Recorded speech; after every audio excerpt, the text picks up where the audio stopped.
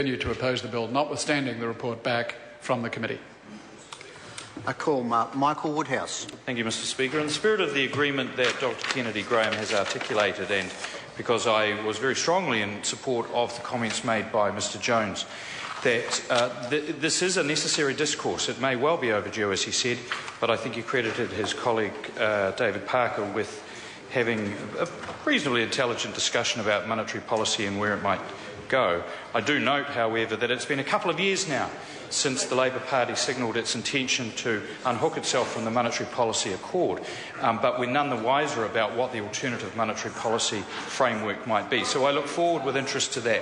And it was a little unfortunate that the discourse between Dr Norman and some backbenchers was a little bit acrimonious.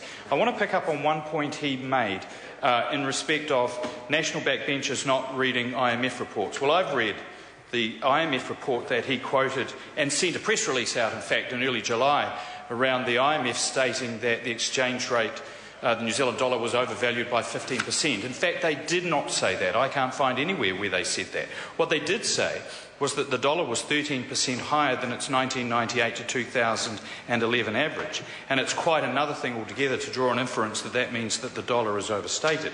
It may well be uncomfortably high, as the Prime Minister has described it. But I also want to quote that report in saying that in respect of monetary policy, and Mr Parker probably knows this but hasn't said it, the IMF quoted, "The current accommodative monetary stance is appropriate. The recovery remains on track and downside risk dissipate. Monetary policy will need to tighten gradually to contain inflationary pressures." So at a time when Mr Parker advocates a loosening of monetary policy and a widening of the parameters for inflation, which would be very hard on our lower income New Zealanders, particularly if that results in a lower exchange rate and then higher import prices like fuel. In fact, the IMF was advocating quite the opposite.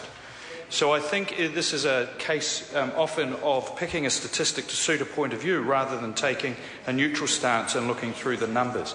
But in supporting this bill, I certainly support the continuation of that discourse.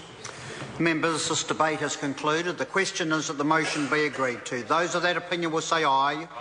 To the contrary, no. The ayes have it. International Finance Agreements Amendment Bill, second reading.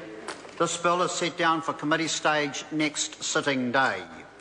Call on Government Order of the Day number 5. Juries